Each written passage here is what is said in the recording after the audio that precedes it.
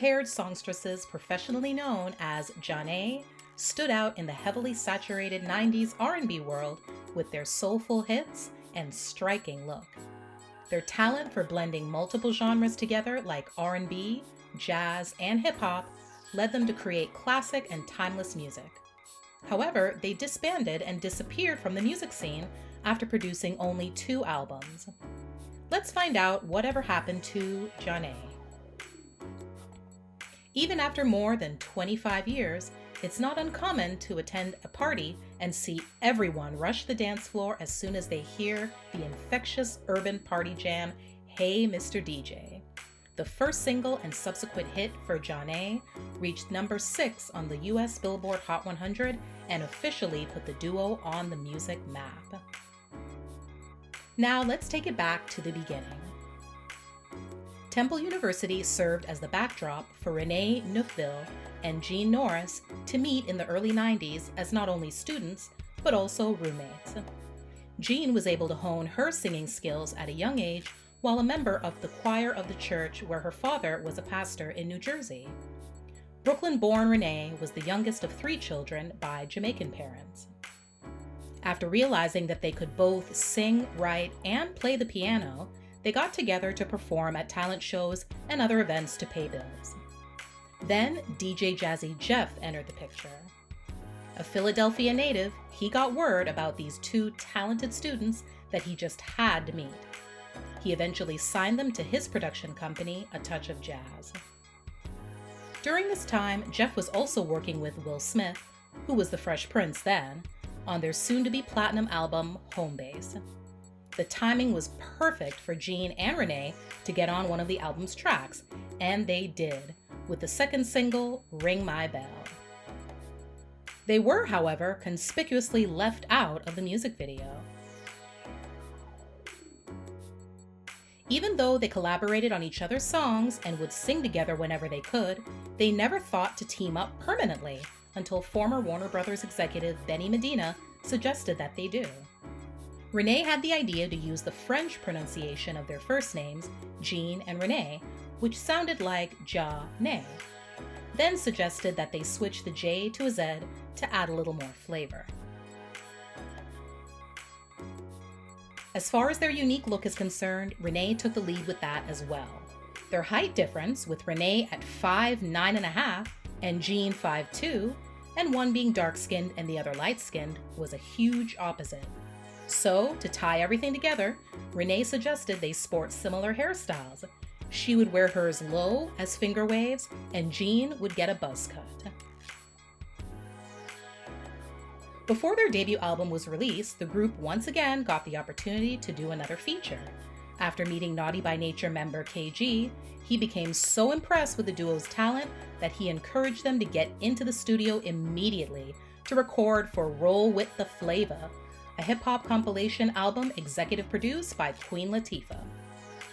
For some reason, even though there were much bigger artists on the album, DJs began playing the track, Hey Mr. DJ, and it blew up. This unsuspecting song that Renee wrote sitting on her bedroom floor lit the flame. And it didn't hurt that it included an amazing sample of Michael Wyckoff's 1982 hit, Looking Up to You, and a fierce rap verse from Rotten Rascals member Fam. Now, Jah-Nay had to scramble to finish their album, shoot the music video, and get signed to a record label. The track was released as a separate single as well, helping Jah-Nay finally land a contract deal with Motown Records in 1994. Their debut album, pronounced Jah-Nay, also produced 2 other smash hits, Groove Thang and Sending My Love, raising them to gold status and platinum a couple of years later. The writing was one of the biggest standouts of the album, and Renee can take credit for that, having penned all of the tracks. She pulled from the influences she was exposed to growing up in the 70s and 80s, like Patrice Rushen and Atlantic Starr.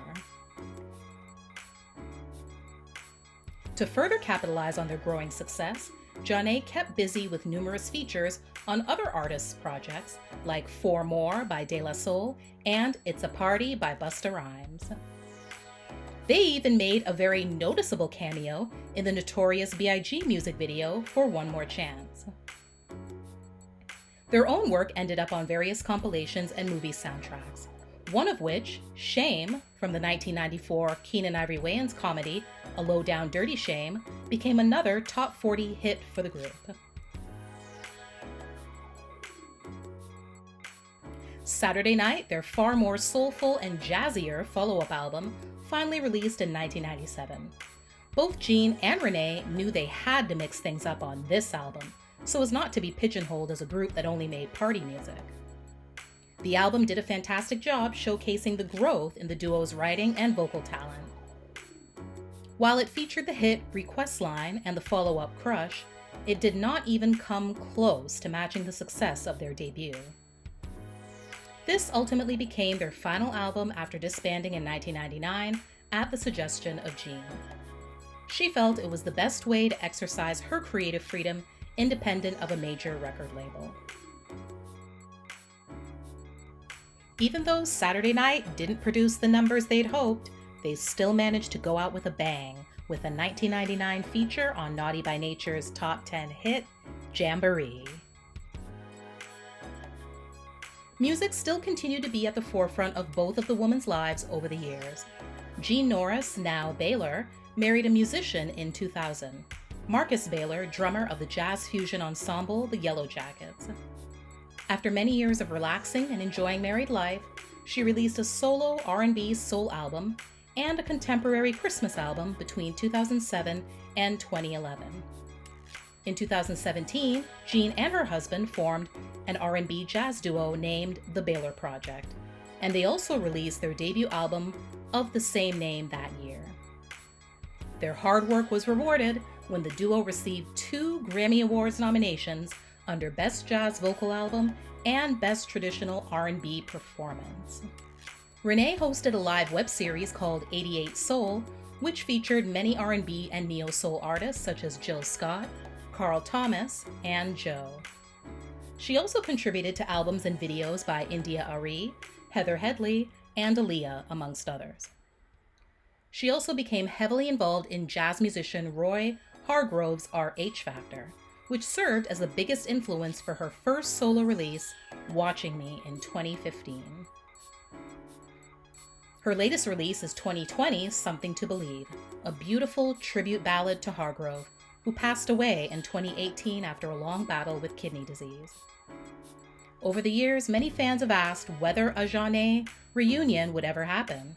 So far, the duo have not made any plans for one, and they both seem to be quite content focusing on their own solo projects. Thanks for watching. Please like and share the video and subscribe for more amazing content. See you next time.